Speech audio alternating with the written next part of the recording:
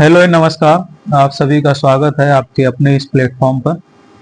दोस्तों, आज हम बात करने वाले हैं कि हमारे देश में पिछले कुछ समय से एक नया प्रचलन शुरू हुआ है कि सरकारें 5 साल लोगों के जो बेसिक मुद्दे हैं उन पर कोई खास ध्यान नहीं देती हैं, लेकिन चुनाव के कुछ समय पहले कुछ अमाउंट डीबीटी के माध्यम से सीधा लोगों के खाते में डालकर और जो उनके हित के मुद्दे हैं उनसे भटकाकर वोट पाने का तरीका प्रचलन में आया है।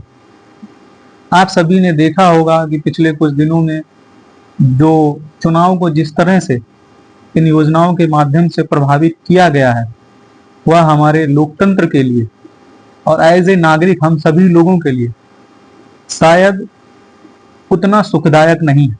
वो पैसा पाकर हम कुछ समय के लिए तो खुश हो सकते हैं, लेकिन क्या हमारे जो बेसिक मुद्दे हैं उनका कोई हल निकल पाया है? और सबसे बड़ी बात, क्या हमारे उस स्टेट या देश का राजस्व यह गवाही दे रहा है कि यह हम अफोर्ड कर सकते हैं या नहीं? आपने देखा होगा कि मध्य प्रदेश में लाडली बहन योजना और महाराष्ट्र में भी ऐसी ही योजना आई। उसके बाद अभी हालिया जो चुनाव बिहार में हुए, महिला रोजगार योजना।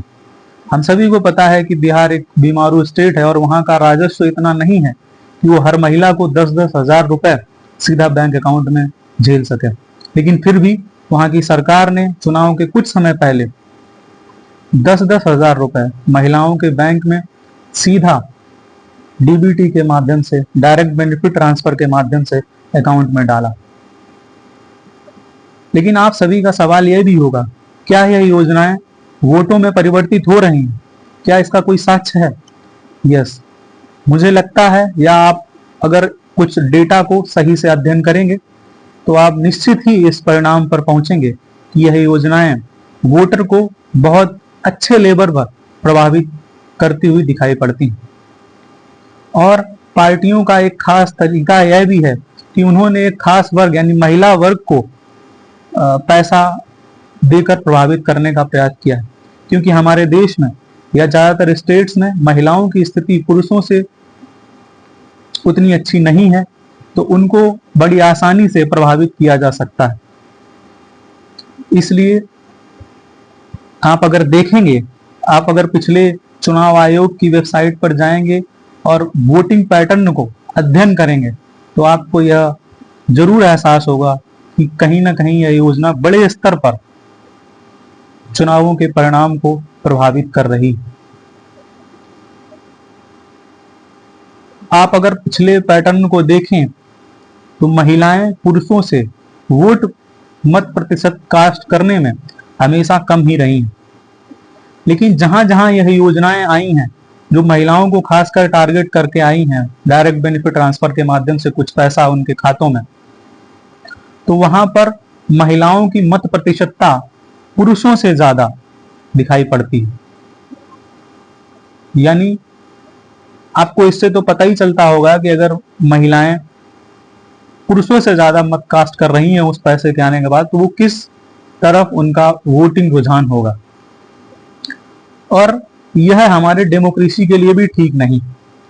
हमारे देश में यह एक परिपाटी है कि अगर गवर्नमेंट को अच्छे से संचालन करवाना है तो जनता को पक्ष के साथ यानी सत्ता के साथ साथ विपक्ष को भी मजबूत चुनना पड़ता है। लेकिन इन योजनाओं के आने से आप देखेंगे कि विपक्ष का तो नाम निशान ही खत्म, यानी विपक्ष 10% सीट लाने को भी सफल नहीं हो पा रहा है। आप मध्य प्रदेश में देखें, आप महाराष्ट्र में देखें, आप अभी हालिया बिहार में देखें, वहां पर जो पार्टी जनसुराज प्रशांत किशोर जी के नेतृत्व में जो बिहार को बदलने का एक प्रण लेकर आई थी, वहां के जो लोगों के मुद्दे हैं, वहां का जो प्रवासी बिहारी का मुद्दा है, उसको जनता ने परे रखकर इस कास्ट से अलग हटकर इस पैसे के पक्ष में वोट किया है।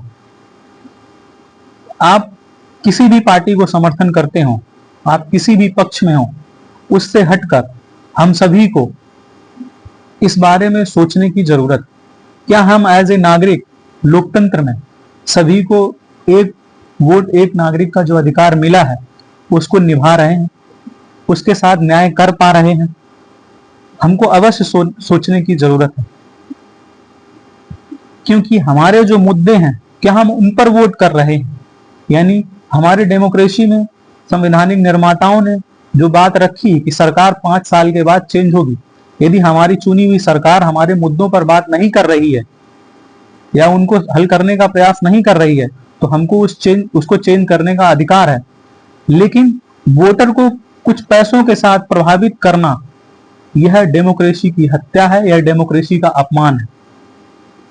इसलिए पार्टियों से या किसी नेता से एथिक्स की कल्पना करना या उसके बारे में सोचना यह उचित नहीं है। हमको एज ए नागरिक सोचना पड़ेगा, क्या हम अपने परिवार के लिए, अपने लोगों के लिए, अपने लिए न्याय कर रहे हैं या अपने देश के लिए न्याय कर रहे हैं? हमको अपने मुद्दों पर वोट करने की जरूरत है। किसी भी पार्टी की सरकार हो, आपको सोचना है, उसके हिसाब से वोट करना। आप लोग इस बारे में क्या सोचते हैं? अपने विचार कमेंट बॉक्स में जरूर व्यक्त करें और हमारे इस प्लेटफॉर्म को सब्सक्राइब करें, जिससे हमारा उत्साह बढ़े। धन्यवाद।